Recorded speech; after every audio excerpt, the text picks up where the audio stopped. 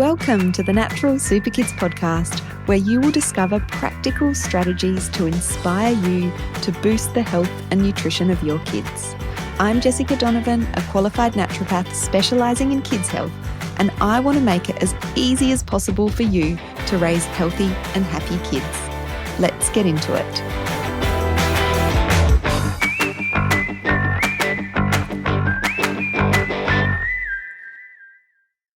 Hello, everybody. Welcome back to the Natural Super Kids podcast. We are diving into part 2 of a little sleep mini-series today with our Natural Super Kids naturopath, Sarah Worboys. Hi, Sarah. Hi, Jess. Nice to be back. So good to be chatting to you again today. And today we're going to dive into melatonin specifically. And if you missed last week's episode, we did a bit more of an overview of sleep, the neurotransmitters that are involved in sleep, how diet and nutrition impact sleep, lifestyle factors, and some of our top tips for sleep, just to mention a bit of what we covered. And I know that, Sarah and I are both excited to do this episode on melatonin.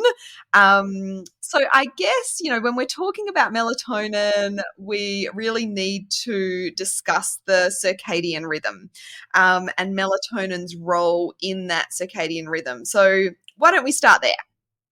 Yeah, for sure.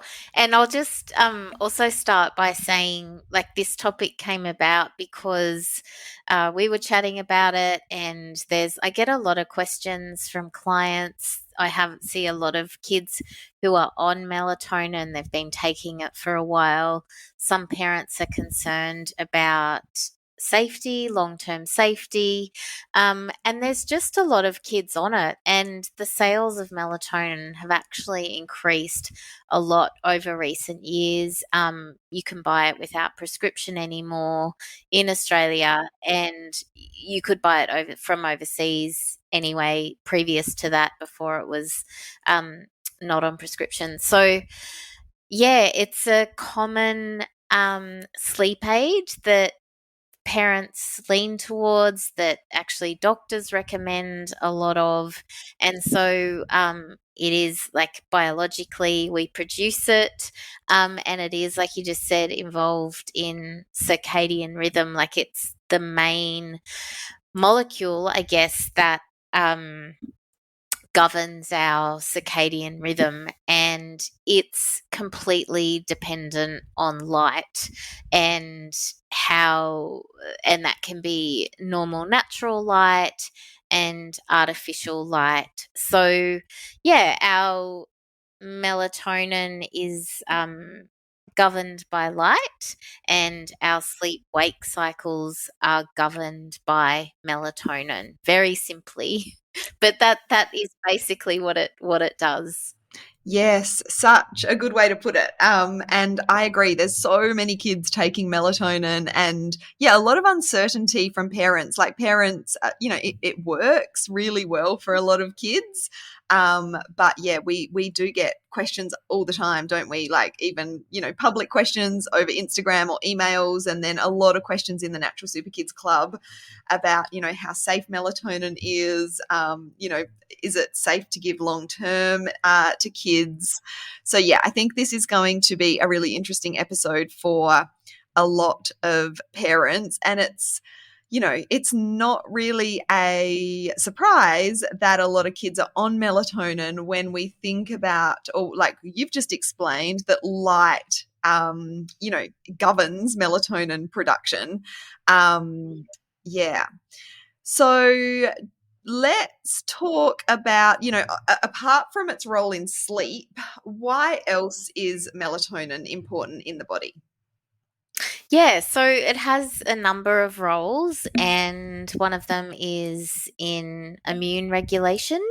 It's also a really potent antioxidant and anti-inflammatory, and it has a role also in the modulation of other glands, like the pituitary, which releases thyroid-stimulating hormone, human growth hormone, and prolactin, for example, and also modulation of the adrenal gland and their hormones, so cortisol and adrenaline. So it has a broader action in the body than just regulating sleep. And yeah, we'll talk about it later, but it can be used to our advantage for those, supporting our other body systems. Yeah, so interesting to know because I think a lot of people don't understand that it does have other roles in the body. And so, like, I've come across lots of information online that sort of talks about melatonin being, an anti-cancer kind of molecule as well. And I think that is because of its important role in immunity and the fact that it is a powerful antioxidant. Yeah, that's right. Yep. And I think just backtracking a bit about why part of the reason why it's so popular in kids is because in the majority of times it's super effective. It works really quickly and effectively. And when our kids are struggling to get to sleep, um, it it just gives them that maybe that extra hour of sleep that they wouldn't otherwise have, that they need for their overall health and well-being if they're having trouble falling asleep. Yeah, yeah, definitely. So I guess, to explain in really simplified terms, our melatonin levels increase as the light decreases, and in the evenings, and melatonin is key to helping us being able to fall asleep. And then melatonin drops or decreases in the morning as the light increases, and it allows us to wake up and stay alert. Would you kind of agree with that Yep, explanation? that's completely right. Yep. And artificial light at night is enough to inhibit melatonin. So that's where I think it's so tricky, because we live with electricity, even if we don't, not on iPhones or iPads or computers. We have electricity and we have had it for a long time. So, you know, asking people to switch off their lighting or their electricity at night, it's, yeah, I mean, you can modify it and reduce it and do other things, but it's a tricky thing. Yeah. And if we were living more naturally, like, we're living indoors, so we have the lights on, and we're sort of staying up a lot later than we would if we had more sort of a traditional lifestyle. I know when we were, traveling around Australia in a camper, especially when we were camping off grid, and I know you're a camper as well, like, when the light goes down, you kind of don't have much else to do but go and lay down and go to sleep. And that's really, that natural rhythm of how we maybe, it's a healthier sort of way to live, but it's not realistic in today's lifestyle, is it? Yeah. No, it's not. But apparently, I read something a while ago that said one weekend of camping, so 2 nights of camping, is enough to reset your circadian rhythm for up to 3 weeks after that. Wow. Yeah, it's That's amazing. amazing. Another reason to go Yeah. camping. Yeah. Every month. Once a Yeah, month. I love that. That's so good. And so I guess we could talk about some of the things that parents can do within their homes, apart from going camping once a month, to like reduce that light and support melatonin production, not just for the kids, but for the adults in the family as well. Yeah, absolutely. So, yeah, so light is a major component, and it's to do with the neurons in the retina in the eye that then give messages to the pineal gland. So, having exposure to light, especially sunlight in the morning, is really important. And so, some of the things I commonly get my clients to do is, and I think you like this one too, Jess, is having breakfast outside. Um, and so, if you've got, even if you've just got a little veranda, taking your cup of tea or, your breakfast and sitting outside with your kids, or just setting your kids up outside, is a really nice, easy, possibly, hopefully easy switch to make. Watering, if you've got pets, getting your kids to feed the pets, spending some time outside with the animals in the morning, watering the garden. Um, if you might even just have pot plants or consider getting someone, because anything that takes the kids outside in the morning is going to support that morning exposure to morning light. Um, and then, like, being exposed to daylight in general throughout the day is beneficial. And so I would just, recommend those morning little routines the same as afternoon, after school, afternoon tea outside, feeding animals, spending time in the garden, or, going for a walk. So, um, morning light and daytime light in general is really important. And then, because that evening light is something that inhibits melatonin, um, minimizing artificial light as much as possible. So, or lamps are a good way to, reduce light. And then the obvious things like telly, iPhones, iPads, computer screens. I guess, if you're really wanting to support that melatonin production, it's probably quite a hard no for that exposure at night, the blue screens. And that's the hard thing that we're facing, like with the teenagers and the kids. It's definitely much easier, I find, with younger kids to monitor that and to divert and to distract. But once the kids have their phones and they're in their rooms, and it's really tricky, and melatonin actually naturally decreases in adolescence as well. So um, yeah, I guess finding ways to minimize light, because we're unlikely to get rid of it completely. Apparently, using red light is good as well. I would also suggest, like, taking digital clocks out of your room, night lights in your hallways or in your bathroom, anything that sort of um, brings artificial light into your home, street lights outside. So, closing your blinds, your curtains, just making it as dark as possible for sleep.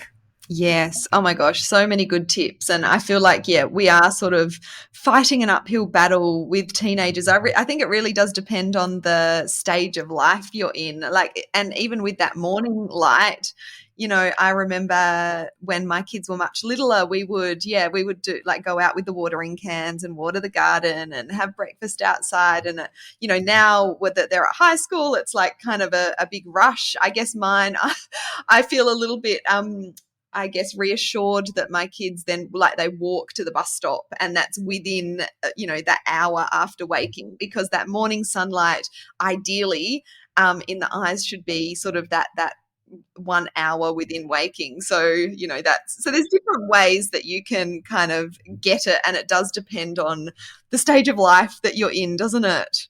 Yeah, yeah, absolutely Yeah, and does. I'm always like just reducing the light load at home, is my goal in the evenings. Out we're in a new house we've been here for a couple of months and it's summer, so we're sometimes out in the pool like in the evenings as opposed to, watching so much TV. I think it's a little bit easier in the summer to stay off of the devices. In the winter it gets harder, but there's tools like, the blue light blocking glasses, if you're really struggling to keep the kids off screens in the evening, or, like you were sort of saying in the previous episode about bringing that bedtime a little earlier slowly. Maybe we can take that same approach with, maybe it's just at least half an hour before bed they're keeping off of their devices, and then trying to kind of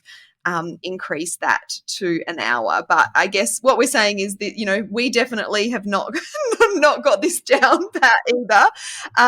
But I think, like, I'll walk into my daughter's room sometimes and she'll be watching something on her laptop and she'll have the bright light on. This is sort of more in the school holidays. It's like, at least turn the light off.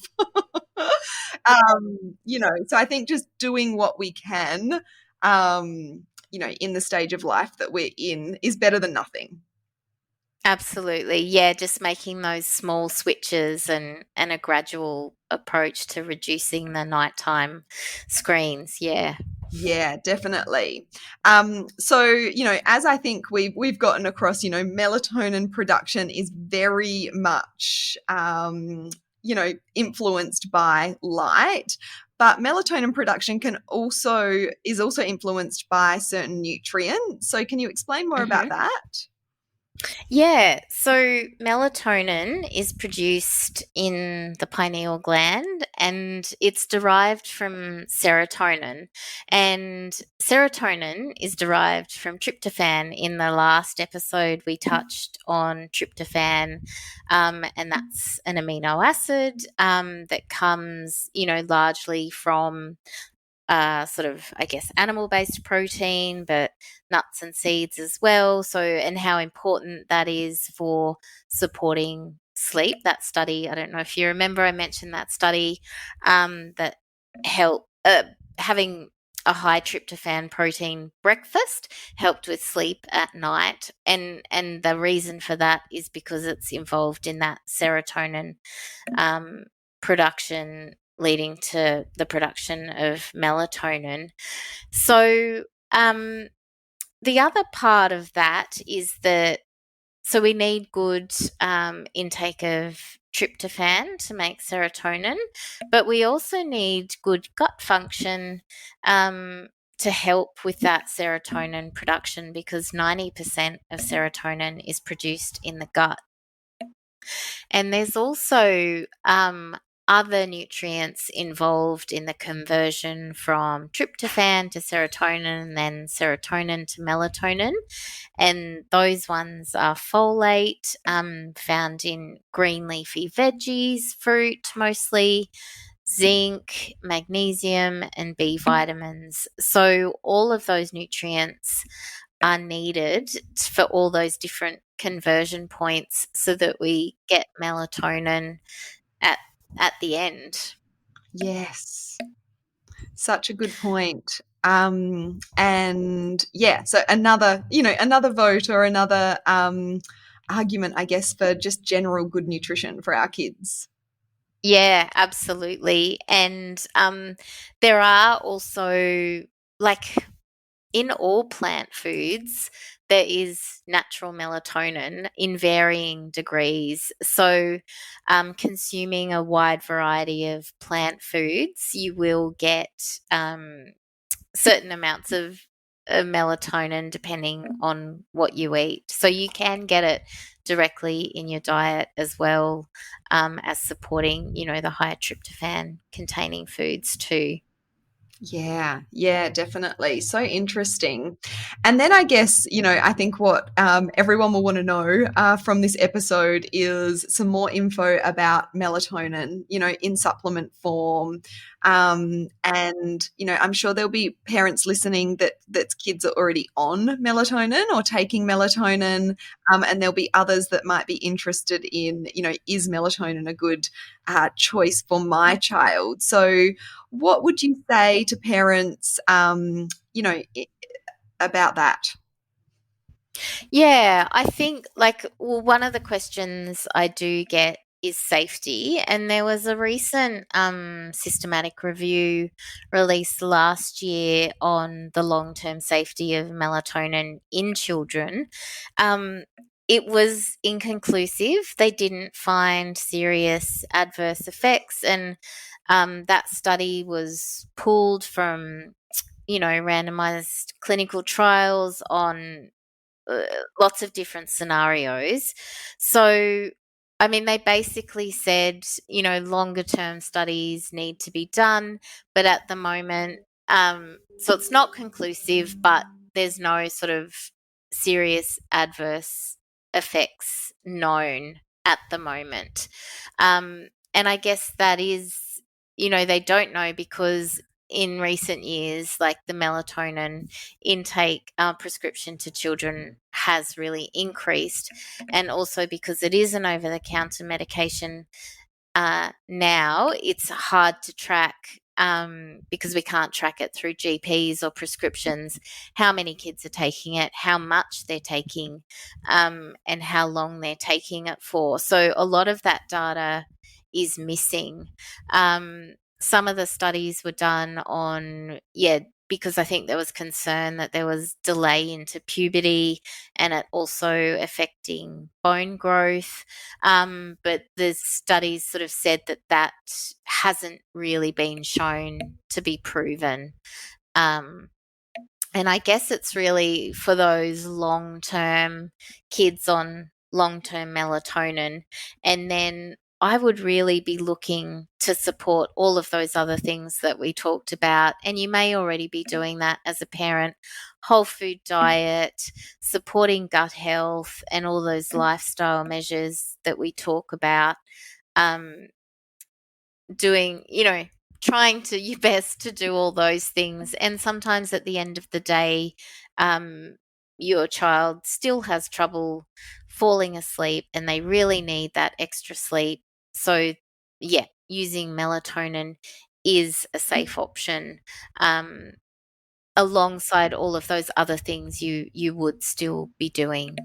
Yes, I totally agree. And so, like, and we both know of, those client stories, or, we've heard from families who have, tried all of the things and they've been, um, really proactive in the lifestyle changes and the dietary changes and supporting, those nutrients, working with the morning light and the evening light, staying off screens. And then, yeah, that's when we're kind of like, okay, melatonin is probably worth a try here if you're not sort of getting the results you are after, from all of that. And it's like we talked about in last week's episode, it's that ongoing kind of cycle or the negative impact that a lack of sleep can have on a child's overall well-being and a family's overall well-being. So to have a tool like melatonin, can be really life-changing for some families. Absolutely. And I have had kids come to me who have been on melatonin, and we've been able to get them off it by implementing, those lifestyle and nutritional factors. So that is also, I have seen that too. Yeah. And so I guess what we're Yeah. saying is it's that holistic approach. It's not just this, like, this sort of one pronged, single pronged, like, approach, and just, let's just try melatonin. Yeah. Okay, so what else should parents know about melatonin? I guess we could dive into like synthetic melatonin versus natural melatonin. I think that's something we get asked about a bit. Yeah, and so the melatonin that you may be buying already, from your pharmacy or online, is a synthetic version. And like I said before, that melatonin is naturally occurring in food.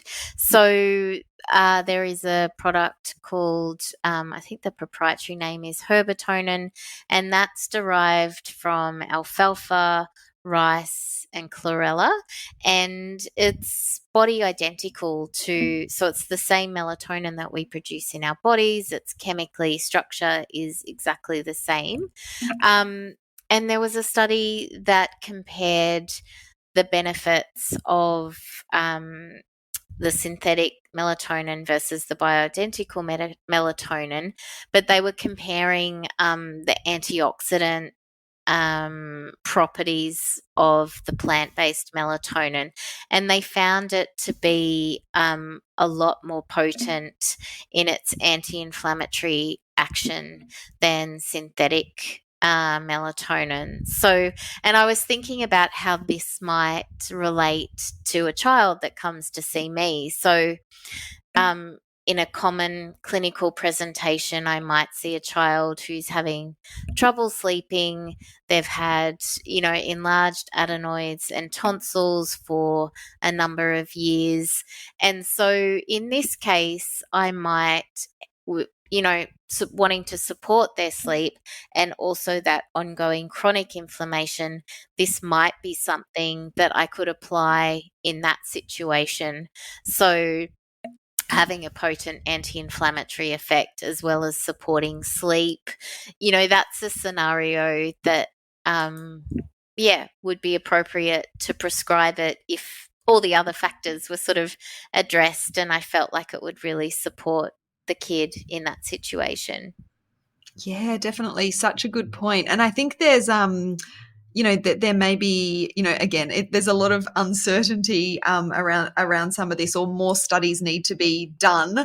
But there may be sort of better absorbability through those more, natural based melatonin supplements as opposed to synthetic. Yeah. Yeah, and I love what you said in terms of it having that overall effect. Yes, it can really help to support that healthy sleep, particularly that, when there's sleep onset issues, that really the challenge to get to sleep in a child. But there's often, inflammation and oxidation and those sorts of things happening in these kids as well. So I love that sort of, plant-based melatonin supplement can really help to address that as well. Yep, absolutely. And yeah, for parents as well, because melatonin naturally decreases as we age, and chronic sort of conditions increase as we age. So that's another, place where you could look at prescribing that plant-based melatonin for that extra anti-inflammatory effect and sleep support. Yeah, definitely. Okay, that's awesome. Anything else that you want to share before we finish up this episode? I think that's all. I mean, yeah, I think we've covered everything. It's got a pretty high safety profile. There's a lot of things you can do lifestyle and nutrient wise to support your production of your own melatonin. And then as an option, there is a plant-based option, if you wanted to try that as well. So there is a lot in the naturopathic toolkit to support sleep and circadian rhythm, and melatonin is a great sleep aid, and it's probably, one sleep aid that we've got that we can call on. Yeah, definitely. And I think, the overarching, I guess, theme of this episode is that, to use melatonin, if you are going to use it as part of a holistic approach to a child or adult sleep issues. And as we've discussed through these past couple of episodes, this is certainly something that we can help with here at Natural Super Kids. So we offer online consultations to make it really convenient for parents to book in wherever they are to get that sleep support for their kids. And Sarah has definitely had lots of great success with sleep. We've got lots of positive client stories, to do with improving sleep. So thanks so much for coming on and sharing your wisdom. Yeah, my pleasure, Jess. Great to be here.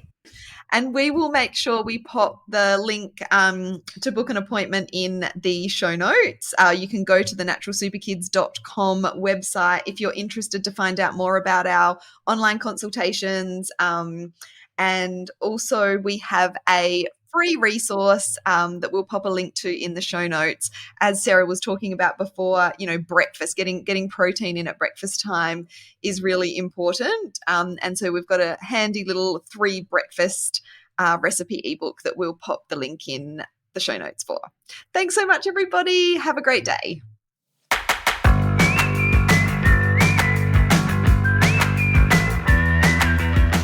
Thank you so much for joining me on the podcast today.